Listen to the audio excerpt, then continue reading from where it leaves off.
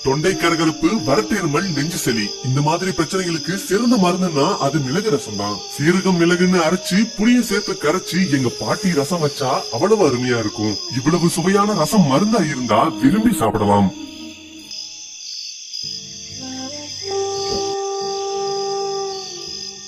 மிளகு ரசம் வைக்க தேவையான மசாலா பொருட்களை இப்ப பாத்திரலாம். 150 கிராம் புளி, 1.5 ஸ்பூன் மிளகு, 5 நாட்டு தக்காளி, 15 சின்ன வெங்காயம், 2 வெள்ளைப்பூண்டு, 2 ஸ்பூன் சீரகம், கொத்தமல்லி இலை.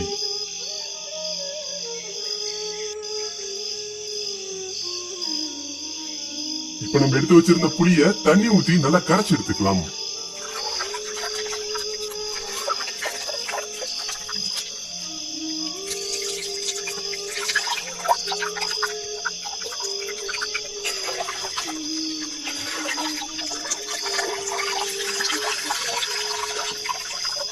இப்ப நம்ம எடுத்து வச்சிருந்த தக்காளி கூட கல்லுப்பு சேர்த்து நல்லா பிழிஞ்சு எடுத்துக்கலாம்.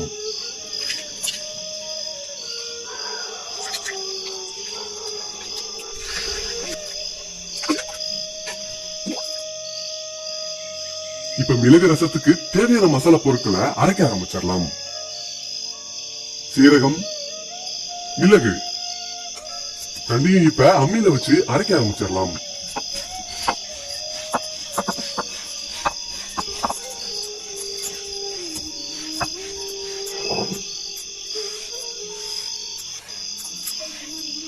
மிளகு சீரகத்தை அரைச்சிட்டு சின்ன வெங்காயம், வெள்ளைப்பூண்டு ரெண்டையும் அம்மியில வச்சு துப்பி துப்பியா அரைச்சு எடுத்துக்கலாம்.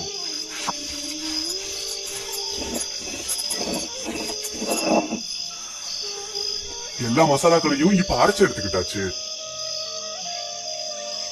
இப்ப மிளகு ரசத்தை வைக்க ஆரம்பிச்சிடலாம். சட்டி நல்லா சூடானதும் கொஞ்சம் நல்லெண்ணெய் சேர்த்துக்கலாம். எண்ணெய் நல்லா காஞ்சிருச்சு. இப்ப கடுகு சேர்த்துக்கலாம். கடுகு நல்லா பொரிஞ்சிடுச்சு. இப்ப 5 வரமிளகாயை சேர்த்துக்கலாம். அடுத்து நம்ம அரைச்சு வச்சிருந்த சின்ன வெங்காயம், வெள்ளை பூண்டை சேர்த்துக்கலாம். கூடவே கொஞ்சம் இப்ப கருவேப்பிலையை சேர்த்துக்கலாம். இப்ப அரைச்சு வச்சிருந்த மிளகு சீரகத்தை சேர்த்துக்கலாம். இப்ப நம்ம கரைச்சு வச்சிருந்த தக்காளியையும் புளியையும் தாளிச்சு வச்சிருந்த மசாலாவோட சேர்த்துக்கலாம்.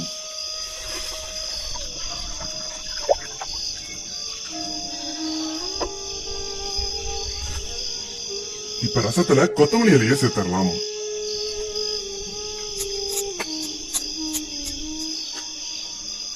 இப்ப கொஞ்சம் மஞ்சத்தூளை சேர்த்துக்கலாம்.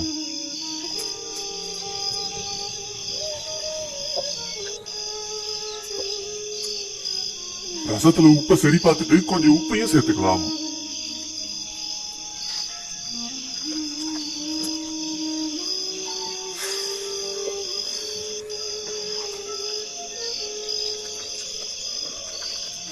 ரசம் லேசா ஒரு கொதி வந்ததும் ரசத்தை இறக்கிடலாம்.